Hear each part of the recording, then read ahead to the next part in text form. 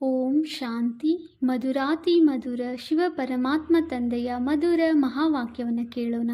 ಇಂದಿನ ಮುರಳಿಯ ದಿನಾಂಕವಾಗಿದೆ 12/9/2025. ಪ್ರಾತಃ ಮುರಳಿ ಬಾಪ್ತಾದ ಮಧುಬನ್. ಮಧುರ ಮಕ್ಕಳೇ, ನಿಮ್ಮ ವಿದ್ಯೆಯ ಪೂರ್ಣ ಆಧಾರ ಯೋಗದ ಮೇಲಿದೆ. ಯೋಗದಿಂದಲೇ ಆತ್ಮವು ಪವಿತ್ರವಾಗುತ್ತದೆ, ವಿಕರ್ಮ ವಿನಾಶವಾಗುವುದು. ಇಂದಿನ ಪ್ರಶ್ನೆಯಾಗಿದೆ, ಕೆಲವು ಮಕ್ಕಳು ತಂದೆಯವರಾಗಿಯೂ ಕೈ ಬಿಟ್ಟು ಬಿಡುತ್ತಾರೆ, ಕಾರಣವೇನಾಗಿರುವುದು? ಉತ್ತರ. ಪಾಯಿಂಟ್ ನಂಬರ್ 1, ತಂದೆಯನ್ನು ಪೂರ್ಣ ರೀತಿಯಿಂದ ತಿಳಿಯದೇ ಇರುವ ಕಾರಣ, ಪೂರ್ಣ ನಿಶ್ಚಯ ಬುದ್ಧಿಯವರಾಗದೇ ಇರುವ ಕಾರಣ 8-10 ವರ್ಷಗಳ ನಂತರವೂ ಸಹ ವಿಚ್ಛೇದನ ಕೊಡುತ್ತಾರೆ, ಕೈ ಬಿಟ್ಟು ಬಿಡುತ್ತಾರೆ, ಪದವಿಯು ಭ್ರಷ್ಟವಾಗುತ್ತದೆ. ಪಾಯಿಂಟ್ ನಂಬರ್ 2, ವಿಕಾರಿ ದೃಷ್ಟಿಯಾಗುವ ಕಾರಣ ಮಾಯೆಯ ಗ್ರಹಚಾರ ಕುಳಿತು ಬಿಡುತ್ತದೆ, ಸ್ಥಿತಿಯು ಏರಿಳಿತವಾಗುತ್ತಿರುತ್ತದೆ ಎಂದರೂ ಸಹ ವಿದ್ಯೆಯು ಬಿಟ್ಟು ಹೋಗುತ್ತದೆ. ಓಂ ಶಾಂತಿ.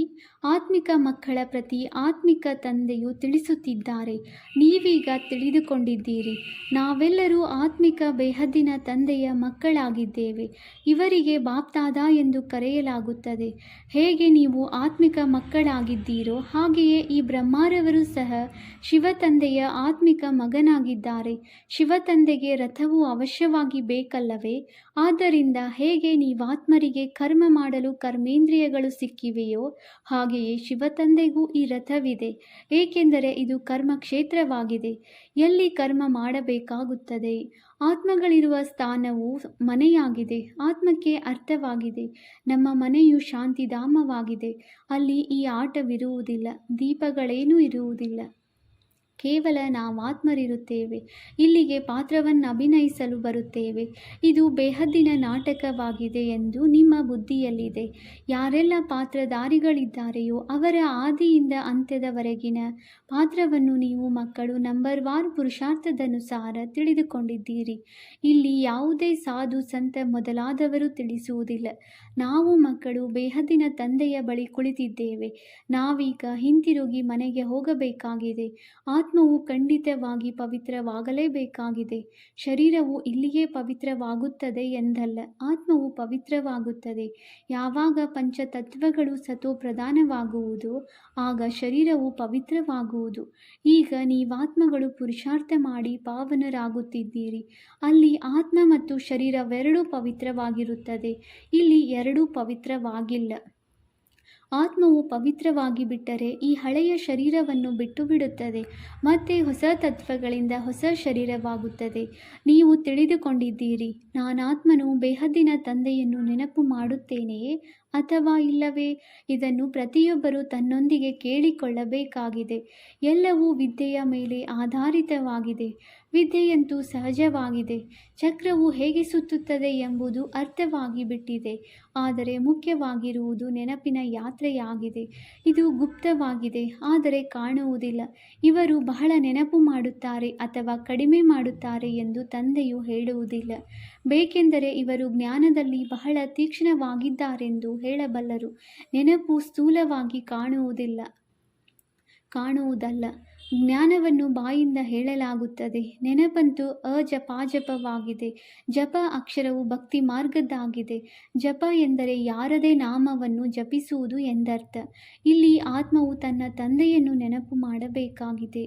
ನೀವು ತಿಳಿದುಕೊಂಡಿದ್ದೀರಿ, ತಂದೆಯನ್ನು ನಾವು ನೆನಪು ಮಾಡುತ್ತಾ ಮಾಡುತ್ತಾ ಪವಿತ್ರರಾಗುತ್ತಾ ಮುಕ್ತಿಧಾಮ ಶಾಂತಿಧಾಮವನ್ನು ತಲುಪುತ್ತೇವೆ.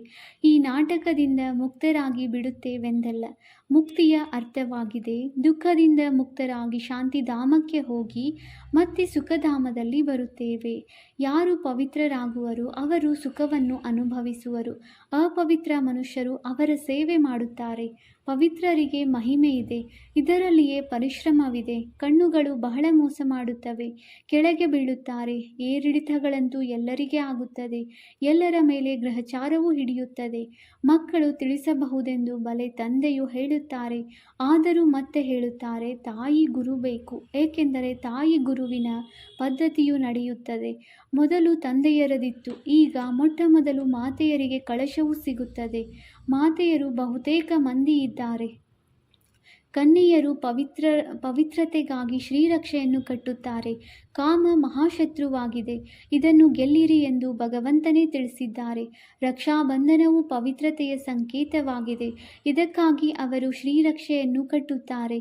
ಆದರೆ ಪವಿತ್ರರಂತೂ ಆಗುವುದಿಲ್ಲ, ಅವೆಲ್ಲವೂ ಆರ್ಟಿಫಿಷಿಯಲ್ ರಾಖಿಗಳಾಗಿವೆ, ಯಾರೂ ಪಾವನರನ್ನಾಗಿ ಮಾಡುವುದಿಲ್ಲ. ಇಲ್ಲಂತೂ ಜ್ಞಾನವೂ ಬೇಕಾಗಿದೆ. ನೀವೀಗ ಶ್ರೀರಕ್ಷೆಯನ್ನು ಕಟ್ಟುತ್ತೀರಿ, ಅರ್ಥವನ್ನು ತಿಳಿಸುತ್ತೀರಿ, ಈ ಪ್ರತಿಜ್ಞೆ ಮಾಡಿಸುತ್ತೀರಿ. ಹೇಗೆ ಸಿಖ್ಖರಿಗೆ ಕಂಕಣದ ಸಂಕೇತವಿರುತ್ತದೆ, ಆದರೆ ಪವಿತ್ರರಂತೂ ಆಗುವುದಿಲ್ಲ. ಪತಿತರನ್ನು ಪಾವನರನ್ನಾಗಿ ಮಾಡುವವರು ಸರ್ವರ ಸದ್ಗತಿದಾತನು ಒಬ್ಬರೇ ಆಗಿದ್ದಾರೆ, ಅವರು ದೇಹಧಾರಿಯಲ್ಲ. ಸ್ಥೂಲ ಗಂಗೆಯಂತೂ ಈ ಕಣ್ಣಿಗೆ ಕಾಣುತ್ತದೆ. ಯಾವ ತಂದೆಯು ಸದ್ಗತಿದಾತನಾಗಿದ್ದಾರೆ ಅವರನ್ನು ಈ ಕಣ್ಣುಗಳಿಂದ ನೋಡಲಾಗುವುದಿಲ್ಲ. ಆತ್ಮವೇನು ಎಂಬುದನ್ನು ಯಾರೂ ನೋಡಲು ಸಾಧ್ಯವಿಲ್ಲ. ನಮ್ಮ ಶರೀರದಲ್ಲಿ ಆತ್ಮವಿದೆ ಎಂದು ಹೇಳುತ್ತಾರೆ, ಆದರೆ ಅದನ್ನು ನೋಡಿದ್ದೀರಾ? ಅದಕ್ಕೆ ಇಲ್ಲವೆಂದು ಹೇಳುತ್ತಾರೆ. ಹೆಸರಿರುವ ಮತ್ತೆಲ್ಲ ವಸ್ತುಗಳು ಕಣ್ಣುಗಳಿಗೆ ಕಾಣುತ್ತವೆ, ಆತ್ಮಕ್ಕೂ ಹೆಸರಿದೆ. ಭ್ರುಕುಟಿಯ ಮಧ್ಯದಲ್ಲಿ ಹೊಳೆಯುವ ನಕ್ಷತ್ರವೆಂದು ಹೇಳುತ್ತಾರೆ, ಆದರೆ ಕಣ್ಣಿಗೆ ಕಾಣುವುದಿಲ್ಲ. ಪರಮಾತ್ಮನನ್ನು ನೆನಪು ಮಾಡುತ್ತಾರೆ, ಆದರೆ ಅವರು ಕಾಣುವುದಿಲ್ಲ. ಲಕ್ಷ್ಮೀನಾರಾಯಣರನ್ನು ಈ ಕಣ್ಣುಗಳಿಂದ ನೋಡಬಹುದಾಗಿದೆ. ಬಲೆ, ಲಿಂಗ ಪೂಜೆ ಮಾಡುತ್ತಾರೆ, ಆದರೆ ಅದೇನೂ ಯಥಾರ್ಥ ರೀತಿಯಿಲ್ಲ ಅಲ್ಲವೇ? ನೋಡುತ್ತಿದ್ದರೂ ಸಹ ಪರಮಾತ್ಮ ಯಾರೆಂಬುದನ್ನು ಯಾರೂ ಅರಿತುಕೊಂಡಿಲ್ಲ. ಆತ್ಮವು ಅತೀ ಚಿಕ್ಕದಾದ ಬಿಂದುವಾಗಿದೆ, ಕಣ್ಣಿಗೆ ಕಾಣುವುದಿಲ್ಲ. ಆತ್ಮನನ್ನಾಗಲಿ ಪರಮಾತ್ಮನನ್ನಾಗಲಿ ನೋಡಲು ಸಾಧ್ಯವಿಲ್ಲ, ಕೇವಲ ಅರಿತುಕೊಳ್ಳಬಹುದು. ತಂದೆಯು ಇವರಲ್ಲಿ ಬಂದಿದ್ದಾರೆಂದು ನೀವೀಗ ತಿಳಿದುಕೊಂಡಿದ್ದೀರಿ. ಈ ಶರೀರಕ್ಕೆ ತನ್ನ ಆತ್ಮವೂ ಇದೆ. ಮತ್ತೆ ಪರಮಪಿತ ಪರಮಾತ್ಮನು ಹೇಳುತ್ತಾರೆ, ನಾನು ಇವರ ರಥದಲ್ಲಿ ವಿರಾಜಮಾನನಾಗಿದ್ದೇನೆ, ಆದ್ದರಿಂದ ಬಾಪ್ದಾದ ಎಂದು ಹೇಳುತ್ತೀರಿ. ದಾದಾರವರನ್ನಂತೂ ಈ ಕಣ್ಣುಗಳಿಂದ ನೋಡುತ್ತೀರಿ, ತಂದೆಯನ್ನು ನೋಡಲೂ ಆಗುವುದಿಲ್ಲ. ತಂದೆಯು ಜ್ಞಾನಸಾಗರನಾಗಿದ್ದಾರೆ. ಅವರು ಈ ಬ್ರಹ್ಮ ತಂದೆಯ ಶರೀರದ ಮೂಲಕ ಜ್ಞಾನವನ್ನು ತಿಳಿಸುತ್ತಿದ್ದಾರೆ. ಜ್ಞಾನಸಾಗರ ಪತಿತ ಪಾವನನಾಗಿದ್ದಾರೆಂಬುದನ್ನು ತಿಳಿದುಕೊಂಡಿದ್ದೀರಿ. ನಿರಾಕಾರನು ಹೇಗೆ ಮಾರ್ಗವನ್ನು ತಿಳಿಸುವರು? ಪ್ರೇರಣೆಯಿಂದ ಯಾವುದೇ ಕೆಲಸವಾಗುವುದಿಲ್ಲ. ಭಗವಂತನೇ ಬರುತ್ತಾರೆ ಎಂಬುದು ಯಾರಿಗೂ ತಿಳಿದಿಲ್ಲ. ಶಿವ ಜಯಂತಿಯನ್ನು ಆಚರಿಸುತ್ತಾರೆಂದರೆ ಅವಶ್ಯವಾಗಿ ಇಲ್ಲಿಗೆ ಬರುವವರಲ್ಲವೇ?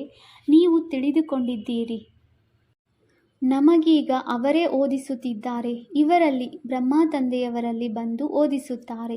ತಂದೆಯನ್ನು ಪೂರ್ಣ ರೀತಿಯಿಂದ ತಿಳಿದುಕೊಳ್ಳದಿರುವ ಕಾರಣ, ನಿಶ್ಚಯ ಬುದ್ಧಿಯವರಾಗದ ಕಾರಣ 8-10 ವರ್ಷಗಳಾದರೂ ವಿಚ್ಛೇದನವನ್ನು ಕೊಡುತ್ತಾರೆ. ಮಾಯೆಯು ಸಂಪೂರ್ಣ ಅಂಧರನ್ನಾಗಿ ಮಾಡಿಬಿಡುತ್ತದೆ.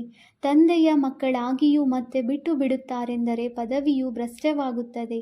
ಈಗ ನೀವು ಮಕ್ಕಳಿಗೆ ತಂದೆಯ ಪರಿಚಯ ಸಿಕ್ಕಿದೆ ಅಂದ ಮೇಲೆ ಅನ್ಯರಿಗೂ ಕೊಡಬೇಕಾಗಿದೆ. ಋಷಿಮುನಿ ಮೊದಲಾದವರೆಲ್ಲರೂ ನಮಗೂ ಗೊತ್ತಿಲ್ಲವೆಂದು ಹೇಳುತ್ತಾ ಹೋದರು. ಮೊದಲು ನೀವು ತಿಳಿದುಕೊಂಡಿರಲಿಲ್ಲ, ಈಗ ತಿಳಿದುಕೊಂಡಿದ್ದೇವೆಂದು ನೀವು ಹೇಳುತ್ತೀರಿ ಅಂದ ಮೇಲೆ ಆಸ್ತಿಕರಾಗಿ ಬಿಟ್ಟಿರಿ. ಸೃಷ್ಟಿ ಚಕ್ರವು ಹೇಗೆ ಸುತ್ತುತ್ತದೆ ಎಂಬುದನ್ನು ನೀವು ತಿಳಿದುಕೊಂಡಿದ್ದೀರಿ. ಇಡೀ ಪ್ರಪಂಚ ಮತ್ತು ನೀವು ಸಹ ಈ ವಿದ್ಯೆಗೆ ಮೊದಲು ನಾಸ್ತಿಕರಾಗಿದ್ದೀರಿ. ಈಗ ತಂದೆಯು ತಿಳಿಸಿರುವುದರಿಂದ ನೀವು ಹೇಳುತ್ತೀರಿ, ನಮಗೆ ಪರಮಪಿತ ಪರಮಾತ್ಮ ತಿಳಿಸಿದ್ದಾರೆ, ಆಸ್ತಿಕರನ್ನಾಗಿ ಮಾಡಿದ್ದಾರೆ. ನಾವು ರಚಯಿತ ಮತ್ತು ರಚನೆಯ ಆದಿ ಮಧ್ಯ ಅಂತ್ಯವನ್ನು ತಿಳಿದುಕೊಂಡಿರಲಿಲ್ಲ. ತಂದೆಯು ರಚಯಿತನಾಗಿದ್ದಾರೆ. ಅವರೇ ಸಂಗಮದಲ್ಲಿ ಬಂದು ಹೊಸ ಪ್ರಪಂಚದ ಸ್ಥಾಪನೆಯನ್ನು ಮಾಡುತ್ತಾರೆ ಮತ್ತು ಹಳೆಯ ಪ್ರಪಂಚದ ವಿನಾಶ ಮಾಡುತ್ತಾರೆ. ಹಳೆಯ ಪ್ರಪಂಚದ ವಿನಾಶಕ್ಕಾಗಿಯೇ ಈ ಮಹಾಭಾರತ ಯುದ್ಧವಿದೆ. ಇದಕ್ಕಾಗಿ ಆ ಸಮಯದಲ್ಲಿ ಕೃಷ್ಣನಿದ್ದನೆಂದು ತಿಳಿಯುತ್ತಾರೆ. ನೀವೀಗ ತಿಳಿದುಕೊಳ್ಳುತ್ತೀರಿ. ನಿರಾಕಾರ ತಂದೆ ಇದ್ದರೂ ಅವರನ್ನು ನೋಡಲು ಸಾಧ್ಯವಿಲ್ಲ. ಕೃಷ್ಣನಿಗಾದರೆ ಚಿತ್ರವಿದೆ, ಕಣ್ಣಿಂದ ನೋಡುತ್ತೀರಿ. ಶಿವನನ್ನು ನೋಡಲು ಸಾಧ್ಯವಿಲ್ಲ. ಕೃಷ್ಣನು ಸತ್ಯಯುಗದ ಮೊದಲ ರಾಜಕುಮಾರನಾಗಿದ್ದಾನೆ. ಮತ್ತೆ ಅದೇ ಮುಖ ಲಕ್ಷಣಗಳಿರಲು ಸಾಧ್ಯವಿಲ್ಲ. ಕೃಷ್ಣನು ಯಾವಾಗ ಹೇಗೆ ಬಂದನೆಂದು ಯಾರಿಗೂ ತಿಳಿದಿಲ್ಲ. ಕೃಷ್ಣನನ್ನು ಕಂಸನ ಸೆರೆಮನೆಯಲ್ಲಿ ತೋರಿಸುತ್ತಾರೆ. ಕಂಸನು ಸತ್ಯಯುಗದಲ್ಲಿದ್ದನೇ? ಇದು ಸಾಧ್ಯವಿಲ್ಲ. ಅಸುರರಿಗೆ ಕಂಸ ಎಂದು ಹೇಳಲಾಗುತ್ತದೆ. ಈ ಸಮಯದಲ್ಲಿ ಎಲ್ಲವೂ ಆಸುರಿ ಸಂಪ್ರದಾಯವಲ್ಲವೇ? ಒಬ್ಬರು ಇನ್ನೊಬ್ಬರನ್ನು ಕೊಲ್ಲುತ್ತಾ ಕಡಿಯುತ್ತಿರುತ್ತಾರೆ. ದೈವಿ ಪ್ರಪಂಚವಿತ್ತು ಎಂಬುದನ್ನೇ ಮರೆತು ಹೋಗಿದ್ದಾರೆ. ಈಶ್ವರಿಯ ದೈವಿ ಪ್ರಪಂಚವನ್ನು ಈಶ್ವರನು ಸ್ಥಾಪನೆ ಮಾಡಿದರು. ನಂಬರ್ವಾರ ಪುರುಷಾರ್ಥದನುಸಾರ ಇದು ನಿಮ್ಮ ಬುದ್ಧಿಯಲ್ಲಿದೆ. ನೀವೀಗ ಈಶ್ವರೀಯ ಪರಿವಾರದವರಾಗಿದ್ದೀರಿ. ಸತ್ಯಯುಗದಲ್ಲಿ ದೈವಿ ಪರಿವಾರದವರಾಗಿರುತ್ತೀರಿ. ಈ ಸಮಯದಲ್ಲಿ ಈಶ್ವರನು ನಿಮ್ಮನ್ನು ಸ್ವರ್ಗದ ದೇವಿ ದೇವತೆಗಳನ್ನಾಗಿ ಮಾಡಲು ಯೋಗ್ಯರನ್ನಾಗಿ ಮಾಡುತ್ತಿದ್ದಾರೆ. ತಂದೆಯು ಓದಿಸುತ್ತಿದ್ದಾರೆ. ಈ ಸಂಗಮ ಯುಗವನ್ನು ಯಾರೂ ತಿಳಿದುಕೊಂಡಿಲ್ಲ. ಯಾವುದೇ ಶಾಸ್ತ್ರಗಳಲ್ಲಿ ಈ ಪುರುಷೋತ್ತಮ ಯುಗದ ಮಾತಿಲ್ಲ. ಪುರುಷೋತ್ತಮ ಯುಗ ಅರ್ಥಾತ್ ಎಲ್ಲಿ ಪುರುಷೋತ್ತಮರಾಗುತ್ತೀರಿ. ಸತ್ಯಯುಗಕ್ಕೂ ಪುರುಷೋತ್ತಮ ಯುಗವೆಂದು ಹೇಳುತ್ತಾರೆ. ಈ ಸಮಯದಲ್ಲಿ ಮನುಷ್ಯರು ಪುರುಷೋತ್ತಮರಿಲ್ಲ. ಈಗಂತೂ ಕನಿಷ್ಠ ತಮೋಪ್ರಧಾನರೆಂದು ಹೇಳಬಹುದು. ಇವೆಲ್ಲ ಮಾತುಗಳನ್ನು ನೀವು ಬ್ರಾಹ್ಮಣರ ವಿನಃ ಮತ್ಯಾರೂ ತಿಳಿದುಕೊಳ್ಳಲು ಸಾಧ್ಯವಿಲ್ಲ. ತಂದೆಯು ತಿಳಿಸುತ್ತಾರೆ, ಇದು ಆಸುರಿ ಭ್ರಷ್ಟಾಚಾರಿ ಪ್ರಪಂಚವಾಗಿದೆ. ಸತ್ಯಯುಗದಲ್ಲಿ ಈ ರೀತಿಯ ವಾತಾವರಣವಿರುವುದಿಲ್ಲ. ಅದು ಶ್ರೇಷ್ಠಾಚಾರಿ ಪ್ರಪಂಚವಾಗಿದೆ. ಅದರ ಚಿತ್ರಗಳೂ ಇವೆ. ಅವಶ್ಯವಾಗಿ ಇವರು ಶ್ರೇಷ್ಠಾಚಾರಿ ಪ್ರಪಂಚದ ಮಾಲೀಕರಾಗಿದ್ದರು. ಭಾರತದ ರಾಜರು ಇದ್ದು ಹೋಗಿದ್ದಾರೆ. ಅವರನ್ನು ಈಗ ಪೂಜಿಸುತ್ತಾರೆ. ಪೂಜ್ಯ ಪವಿತ್ರರಾಗಿದ್ದವರೇ ನಂತರ ಪೂಜಾರಿಗಳಾದರು. ಭಕ್ತಿ ಮಾರ್ಗಕ್ಕೆ ಪೂಜಾರಿ, ಜ್ಞಾನ ಮಾರ್ಗಕ್ಕೆ ಪೂಜ್ಯ ಎಂದು ಕರೆಯಲಾಗುತ್ತದೆ. ಪೂಜ್ಯರಿಂದ ಪೂಜಾರಿ, ಪೂಜಾರಿಯಿಂದ ಮತ್ತೆ ಪೂಜ್ಯರು ಹೇಗಾಗುತ್ತಾರೆ? ಇದನ್ನು ಸಹ ನೀವು ತಿಳಿದುಕೊಂಡಿದ್ದೀರಿ. ಈ ಪ್ರಪಂಚದಲ್ಲಿ ಯಾರೂ ಪೂಜ್ಯರಿರಲು ಸಾಧ್ಯವಿಲ್ಲ. ಪರಮಪಿತ ಪರಮಾತ್ಮ ಮತ್ತು ದೇವತೆಗಳಿಗೆ ಪೂಜ್ಯರೆಂದು ಹೇಳಲಾಗುತ್ತದೆ. ಪರಮಪಿತ ಪರಮಾತ್ಮನು ಎಲ್ಲರ ಪೂಜ್ಯನಾಗಿದ್ದಾರೆ. ಎಲ್ಲ ಧರ್ಮದವರು ಅವರನ್ನೇ ಪೂಜೆ ಮಾಡುತ್ತಾರೆ. ಅಂತಹ ತಂದೆಯ ಅವತರಣೆಯು ಇಲ್ಲಿಯೇ ಆಗುತ್ತದೆ ಎಂದು ಗಾಯನವಿದೆ. ಶಿವ ಜಯಂತಿ ಇದೆಯಲ್ಲವೇ? ಆದರೆ ಅವರ ಜನ್ಮವು ಭಾರತದಲ್ಲಿಯೇ ಆಗುತ್ತದೆ ಎಂದು ಮನುಷ್ಯರಿಗೆ ತಿಳಿದಿಲ್ಲ. ಇತ್ತೀಚೆಗೆ ಶಿವ ಜಯಂತಿಯ ರಜಾದಿನವನ್ನು ಕೊಡುತ್ತಾರೆ. ಜಯಂತಿಯನ್ನು ಆಚರಿಸಿ ಅಥವಾ ಬಿಡಿ, ಅದು ನಿಮ್ಮಿಷ್ಟ. ಇದೇನು ಆಫಿಷಿಯಲ್ ರಜಾದಿನವಲ್ಲ. ಯಾರು ಶಿವ ಜಯಂತಿಯ ಬಗ್ಗೆ ತಿಳಿದುಕೊಂಡಿಲ್ಲವೋ ಅವರು ತಮ್ಮ ಕೆಲಸಕ್ಕೆ ಹೊರಟು ಹೋಗುತ್ತಾರೆ. ಬಹಳ ಧರ್ಮಗಳು ಇವೆಯಲ್ಲವೇ? ಸತ್ಯಯುಗದಲ್ಲಿ ಇಂತಹ ಮಾತುಗಳು ಇರುವುದೇ ಇಲ್ಲ. ಅಲ್ಲಿ ಈ ವಾತಾವರಣವೇ ಇಲ್ಲ. ಸತ್ಯಯುಗವು ಹೊಸ ಪ್ರಪಂಚ. ಒಂದು ಧರ್ಮವಿರುತ್ತದೆ. ನಮ್ಮ ನಂತರ ಚಂದ್ರವಂಶಿ ರಾಜ್ಯವು ಬರುವುದೆಂಬುದು ಅಲ್ಲಿನ ದೇವತೆಗಳಿಗೆ ತಿಳಿದಿರುವುದೇ ಇಲ್ಲ. ಇಂತಿಂಥವರು ಇದ್ದು ಹೋಗಿದ್ದಾರೆಂಬುದೆಲ್ಲವನ್ನೂ ಇಲ್ಲಿ ನೀವು ತಿಳಿದುಕೊಳ್ಳುತ್ತೀರಿ. ನೀವು ಸತ್ಯಯುಗದಲ್ಲಿದ್ದಾಗ ಅಲ್ಲಿ ಯಾವ ಭೂತಕಾಲವನ್ನು ನೆನಪು ಮಾಡಿಕೊಳ್ಳುತ್ತೀರಿ? ಕಲಿಯುಗವಂತೂ ಭೂತಕಾಲವಾಯಿತು. ಅದರ ಇತಿಹಾಸ ಭೂಗೋಳವನ್ನು ಕೇಳುವುದರಿಂದೇನು ಲಾಭ? ನಾವು ಶಿವತಂದೆಯ ಬಳಿ ಕುಳಿತಿದ್ದೇವೆ. ಅವರು ತಂದೆ, ಶಿಕ್ಷಕ, ಸದ್ಗುರುವೂ ಆಗಿದ್ದಾರೆ. ಎಲ್ಲರ ಸದ್ಗತಿ ಮಾಡಲು ಬಂದಿದ್ದಾರೆ. ಎಲ್ಲ ಆತ್ಮಗಳನ್ನು ಅವಶ್ಯವಾಗಿ ಕರೆದುಕೊಂಡು ಹೋಗುತ್ತಾರೆಂದು ನಿಮಗೆ ತಿಳಿದಿದೆ. ಮನುಷ್ಯರಂತೂ ಇದೆಲ್ಲವೂ ಮಣ್ಣು ಪಾಲಾಗುವುದೆಂದು ದೇಹಾಭಿಮಾನದಲ್ಲಿ ಬಂದು ಹೇಳುತ್ತಾರೆ. ಆದರೆ ಇದನ್ನು ತಿಳಿದುಕೊಳ್ಳುವುದಿಲ್ಲ. ಆತ್ಮಗಳಂತೂ ಹೊರಟು ಹೋಗುತ್ತಾರೆ. ಆದರೆ ಈ ಶರೀರಗಳು ಮಣ್ಣಿನಿಂದಾಗಿದೆ. ಹಳೆಯ ಶರೀರಗಳು ಸಮಾಪ್ತಿಯಾಗುತ್ತವೆ. ನಾವಾತ್ಮಗಳು ಒಂದು ಶರೀರವನ್ನು ಬಿಟ್ಟು ಹೋಗಿ ಇನ್ನೊಂದನ್ನು ತೆಗೆದುಕೊಳ್ಳುತ್ತೇವೆ. ಈ ಪ್ರಪಂಚದಲ್ಲಿ ನಮ್ಮದು ಇದು ಅಂತಿಮ ಜನ್ಮವಾಗಿದೆ. ಎಲ್ಲರೂ ಪತಿತರಾಗಿದ್ದಾರೆ. ಸದಾ ಪಾವನರು ಯಾರೂ ಇರಲು ಸಾಧ್ಯವಿಲ್ಲ. ಸತೋಪ್ರಧಾನರಿಂದ ಸತೋ ರಜೋ ತಮೋ ಆಗಿಯೇ ಆಗುತ್ತಾರೆ. ಮನುಷ್ಯರಂತೂ ಇದೆಲ್ಲವೂ ಈಶ್ವರನ ರೂಪವೇ ಆಗಿದೆ. ಈಶ್ವರನು ಆಟ ಪಾಠ ಮಾಡಲು ತನ್ನ ಅನೇಕ ರೂಪಗಳನ್ನು ಧರಿಸಿಕೊಂಡಿದ್ದಾರೆಂದು ಹೇಳಿಬಿಡುತ್ತಾರೆ. ಲೆಕ್ಕವೇನನ್ನೂ ತಿಳಿದುಕೊಂಡಿಲ್ಲ. ಆಟವಾಡಿಸುವವರನ್ನೂ ತಿಳಿದುಕೊಂಡಿಲ್ಲ. ತಂದೆಯೇ ಕುಳಿತು ವಿಶ್ವದ ಚರಿತ್ರೆ ಭೂಗೋಳವನ್ನು ತಿಳಿಸುತ್ತಾರೆ. ಆಟದಲ್ಲಿ ಪ್ರತಿಯೊಬ್ಬರ ಪಾತ್ರವೂ ಬೇರೆ ಬೇರೆಯಾಗಿದೆ. ಎಲ್ಲರ ಸ್ಥಾನವೂ ಬೇರೆ ಬೇರೆಯಾಗಿದೆ. ಯಾರು ಯಾವ ಸ್ಥಾನದಲ್ಲಿರುವರೋ ಅಂತಹ ಮಹಿಮೆ ಇರುತ್ತದೆ. ಇವೆಲ್ಲ ಮಾತುಗಳನ್ನು ತಂದೆಯು ಸಂಗಮ ಯುಗದಲ್ಲಿಯೇ ತಿಳಿಸುತ್ತಾರೆ. ಸತ್ಯಯುಗದಲ್ಲಿ ಮತ್ತೆ ಸತ್ಯಯುಗದ ಪಾತ್ರವೂ ನಡೆಯುತ್ತದೆ. ಅಲ್ಲಿ ಈ ಮಾತುಗಳು ಇರುವುದಿಲ್ಲ. ಇಲ್ಲಿ ನಿಮಗೆ ಸೃಷ್ಟಿಚಕ್ರದ ಜ್ಞಾನವು ಬುದ್ಧಿಯಲ್ಲಿ ಸುತ್ತುತ್ತಿರುತ್ತದೆ. ನಿಮ್ಮ ಹೆಸರೇ ಆಗಿದೆ ಸ್ವದರ್ಶನ ಚಕ್ರಧಾರಿಗಳು. ಲಕ್ಷ್ಮೀನಾರಾಯಣರಿಗೆ ಸ್ವದರ್ಶನ ಚಕ್ರವನ್ನು ಕೊಡುವಂತಿಲ್ಲ. ಇವು ಇಲ್ಲಿಯದಾಗಿವೆ. ಮೂಲ ವತನದಲ್ಲಿ ಕೇವಲ ಆತ್ಮಗಳಿರುತ್ತಾರೆ. ಸೂಕ್ಷ್ಮ ವತನದಲ್ಲಿ ಏನೂ ಇಲ್ಲ. ಪ್ರಾಣಿಗಳು, ಮನುಷ್ಯರು, ಪಶು ಪಕ್ಷಿ ಇತ್ಯಾದಿ ಎಲ್ಲವೂ ಇಲ್ಲಿರುತ್ತದೆ. ಸತ್ಯಯುಗದಲ್ಲಿ ನವಿಲು ಮೊದಲಾದವುಗಳನ್ನು ತೋರಿಸುತ್ತಾರೆ. ಅಲ್ಲಿ ನವಿಲು ಗರಿಯನ್ನು ತೆಗೆದು ಧರಿಸುತ್ತಾರೆಂದಲ್ಲ. ನವಿಲಿಗೆ ಅಲ್ಲಿ ದುಃಖ ಕೊಡುವರೆ. ನವಿಲಿನ ಬಿದ್ದು ಹೋಗಿರುವ ಗರಿಯನ್ನು ಸಹ ಕಿರೀಟದಲ್ಲಿ ಇಟ್ಟುಕೊಳ್ಳುತ್ತಾರೆಂದಲ್ಲ, ಕಿರೀಟದಲ್ಲಿ ತಪ್ಪು ಸಂಕೇತವನ್ನು ತೋರಿಸಿಬಿಟ್ಟಿದ್ದಾರೆ. ಅಲ್ಲಿ ಎಲ್ಲ ವಸ್ತುಗಳು ಅತೀ ಸುಂದರವಾಗಿರುತ್ತವೆ. ಕೊಳಕು ಪ್ರಪಂಚದ ಹೆಸರು ಗುರುತೂ ಇರುವುದಿಲ್ಲ. ನೋಡಿ, ತಿರಸ್ಕಾರ ಬರುವಂತಹ ವಸ್ತುಗಳೇನೂ ಇರುವುದಿಲ್ಲ. ಇಲ್ಲಾದರೆ ತಿರಸ್ಕಾರ ಬರುತ್ತದೆಯಲ್ಲವೇ? ಅಲ್ಲಿ ಪ್ರಾಣಿಗಳಿಗೂ ದುಃಖವಿರುವುದಿಲ್ಲ. ಸತ್ಯಯುಗವು ಎಷ್ಟು ಸುಂದರವಾಗಿರಬಹುದು! ಹೆಸರೇ ಸ್ವರ್ಗ, ಹೆವನ್, ಹೊಸ ಪ್ರಪಂಚ. ಇಲ್ಲಂತೂ ಹಳೆಯ ಪ್ರಪಂಚದಲ್ಲಿ ನೋಡಿ, ಮಳೆಯ ಕಾರಣ ಮನೆಗಳು ಬೀಳುತ್ತಿರುತ್ತವೆ, ಮನುಷ್ಯರು ಮರಣ ಹೊಂದುತ್ತಾರೆ, ಭೂಕಂಪವಾದರೆ ಎಲ್ಲವೂ ಬಿದ್ದು ಸತ್ತು ಹೋಗುವರು. ಸತ್ಯಯುಗದಲ್ಲಿ ಬಹಳ ಕೆಲವರೇ ಇರುತ್ತಾರೆ, ನಂತರದಲ್ಲಿ ವೃದ್ಧಿ ಹೊಂದುತ್ತಾರೆ. ಮೊದಲು ಸೂರ್ಯವಂಶೀಯರಿರುತ್ತಾರೆ. ಯಾವಾಗ ಪ್ರಪಂಚವು 25% ಹಳೆಯದಾಗುವುದು, ಆಗ ಚಂದ್ರವಂಶೀಯರು ಆಗಿರುತ್ತಾರೆ. ಸತ್ಯಯುಗವು 12,050 ವರ್ಷಗಳಿರುತ್ತದೆ. ಅದು 100% ಹೊಸ ಪ್ರಪಂಚವಾಗಿದೆ. ಅಲ್ಲಿ ದೇವಿ ದೇವತೆಗಳು ರಾಜ್ಯ ಮಾಡುತ್ತಾರೆ. ನಿಮ್ಮಲ್ಲಿಯೂ ಬಹಳ ಮಂದಿ ಈ ಮಾತುಗಳನ್ನು ಮರೆತು ಹೋಗುತ್ತಾರೆ. ರಾಜಧಾನಿಯು ಸ್ಥಾಪನೆಯಾಗಲೇಬೇಕಾಗಿದೆ. ಇದರಲ್ಲಿ ಹೃದಯಾಘಾತವಾಗಬಾರದು. ಪುರುಷಾರ್ಥದ ಮಾತಾಗಿದೆ. ತಂದೆಯು ಎಲ್ಲ ಮಕ್ಕಳಿಂದ ಸಮಾನ ಪುರುಷಾರ್ಥ ಮಾಡಿಸುತ್ತಾರೆ.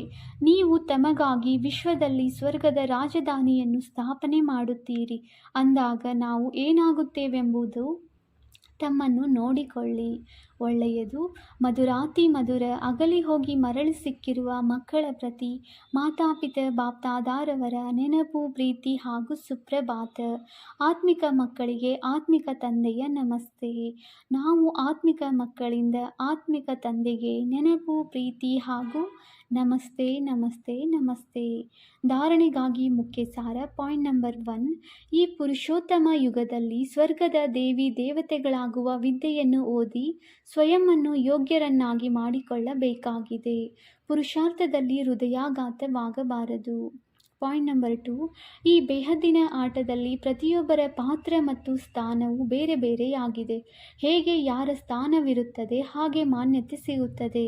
ಇದೆಲ್ಲ ರಹಸ್ಯವನ್ನು ತಿಳಿದು ಪ್ರಪಂಚದ ಚರಿತ್ರೆ ಭೂಗೋಳವನ್ನು ಸ್ಮರಣೆ ಮಾಡಿ ಸ್ವದರ್ಶನ ಚಕ್ರಧಾರಿಗಳಾಗಬೇಕಾಗಿದೆ.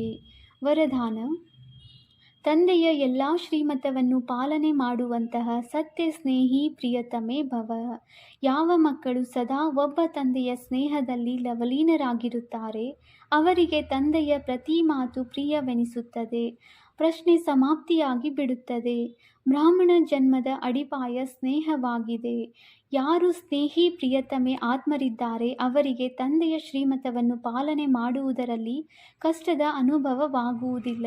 ಸ್ನೇಹದ ಕಾರಣ ಸದಾ ಇದೇ ಉಲ್ಲಾಸವಿರುತ್ತದೆ. ಬಾಬಾ ಏನು ತಿಳಿಸಿದ್ದಾರೆ ಅದು ನನಗೆ ಹೇಳಿದ್ದಾರೆ, ನಾನು ಮಾಡಬೇಕು ಎಂದು. ಸ್ನೇಹಿ ಆತ್ಮಗಳು ವಿಶಾಲ ಹೃದಯಿಯಾಗಿರುತ್ತಾರೆ. ಆದ್ದರಿಂದ ಅವರಿಗೆ ಎಲ್ಲ ದೊಡ್ಡ ಮಾತುಗಳು ಚಿಕ್ಕದಾಗಿ ಬಿಡುತ್ತವೆ. ಸ್ಲೋಗನ್: ಯಾವುದೇ ಮಾತಿನ ಬಗ್ಗೆ ಚಿಂತೆ ಮಾಡುವುದು ಇದು ಸಹ ಫೇಲ್ನ ನಿಶಾನಿಯಾಗಿದೆ. ಚಿಂತೆ ಮಾಡೋದು ಫೇಲ್ ಆಗುವುದರ ನಿಶಾನೆಯಾಗಿದೆ ಅಂತಿದ್ದಾರೆ ಬಾಬರವರು. ಅವ್ಯಕ್ತ ಸೂಚನೆ: ಈಗ ಲಗನ್ನಿನ ಪ್ರೀತಿಯ ಅಗ್ನಿಯನ್ನು ಪ್ರಜ್ವಲಿತಗೊಳಿಸಿ ಯೋಗವನ್ನು ಜ್ವಾಲಾರೂಪವನ್ನಾಗಿ ಮಾಡಿ ಜ್ವಾಲಾ ಸ್ವರೂಪದ ಸ್ಥಿತಿಯ ಅನುಭವ ಮಾಡುವುದಕ್ಕೆ ನಿರಂತರ ನೆನಪಿನ ಜ್ವಾಲೆ ಪ್ರಜ್ವಲಿತವಾಗಲಿ. ಇದರ ಸಹಜ ವಿಧಿಯಾಗಿದೆ. ಸದಾ ತನ್ನನ್ನು ಸಾರಥಿ ಮತ್ತು ಸಾಕ್ಷಿ ಎಂದು ತಿಳಿದು ನಡೆಯಿರಿ. ಆತ್ಮ ಈ ರಥದ ಸಾರಥಿಯಾಗಿದೆ. ಈ ಸ್ಮೃತಿ ಸ್ವತಃವಾಗಿ ಈ ರಥ ದೇಹದಿಂದ ಅಥವಾ ಯಾವುದೇ ಪ್ರಕಾರದ ದೇಹಬಾನದಿಂದ ಭಿನ್ನರನ್ನಾಗಿ ಮಾಡಿಬಿಡುತ್ತದೆ. ಸ್ವಯಂವನ್ನು ಸಾರಥಿ ಎಂದು ತಿಳಿದುಕೊಳ್ಳುವುದರಿಂದ ಸರ್ವ ಕರ್ಮೇಂದ್ರಿಯಗಳು ತಮ್ಮ ನಿಯಂತ್ರಣದಲ್ಲಿರುತ್ತವೆ. ಸೂಕ್ಷ್ಮ ಶಕ್ತಿಗಳು, ಮನಸ್ಸು, ಬುದ್ಧಿ, ಸಂಸ್ಕಾರಗಳು ಸಹ ಆದೇಶದ ಪ್ರಮಾಣವಿರುತ್ತದೆ. ಓಂ ಶಾಂತಿ.